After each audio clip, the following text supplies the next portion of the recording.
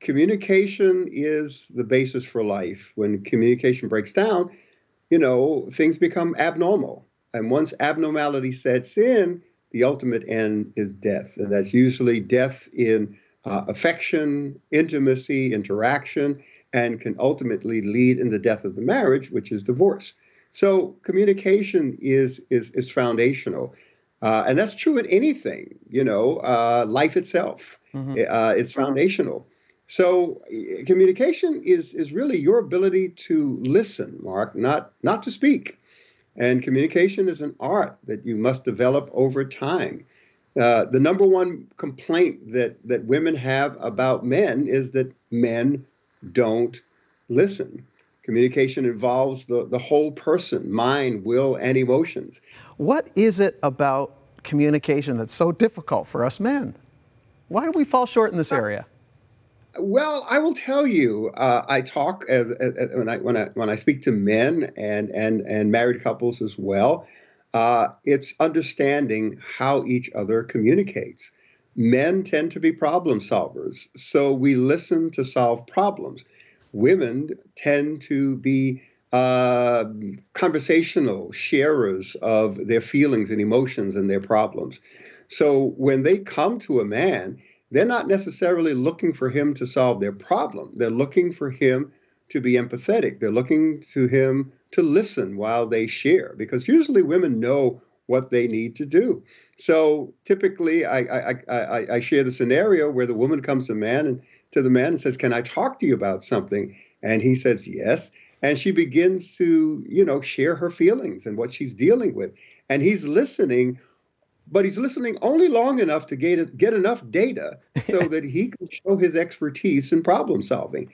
So once he feels he's gotten enough information, he'll actually cut her off, interrupt her, and begin to give her his brilliant resolution. And of course, she will respectfully and politely stop and, listen to what he has to say. And then when he's done, she'll pick up exactly where she left off and continue explaining how she was feeling. And what happens is he's puzzled because he's wondering why she's still talking. He just gave her the most brilliant solution she could ever imagine. And then he begins to withdraw while he's considering why she didn't embrace his solution. And when she notices that with him, she then sees that he is withdrawn and not listening. So she stops talking. And then she says, "That's why I don't talk to you, because you don't listen." Oh, that is such a common scenario. Guilty as charged. Like you're reading my mail. Okay. Can we talk 2020 for a second here? We know that as a result of COVID-19, lawyers in UK and the US have reported increased incidents of inquiries about divorce. As high as 70% in some cases. What is it about the pandemic that has magnified existing marital struggles and in some cases accelerated the inevitability of divorce? Well, one of the four marks of love is union. There's other marks like benevolence, but union is one of the four marks of love. And union has to do with proximity. When you love someone, you desire to be with the one you love. It speaks of healthy emotional attachment.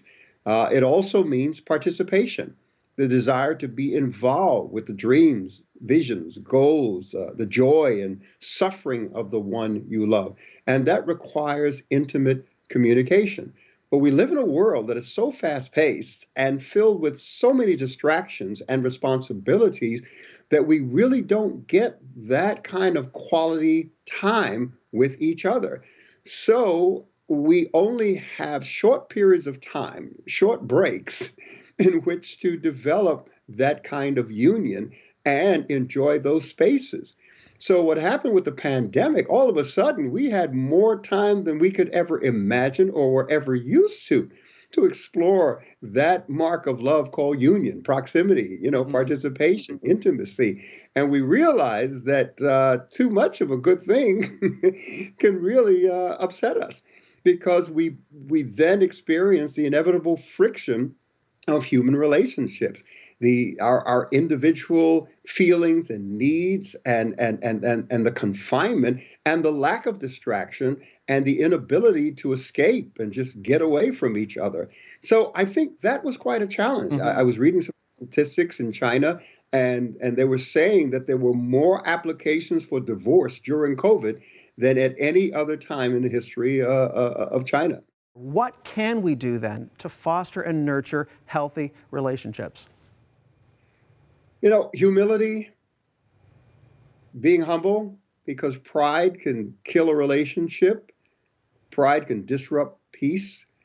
So humility, empathy, which is facilitated through our conscience, the ability to feel one another's pain, understanding their history, their context, what informs them, what shapes them, and that's why communication is so important.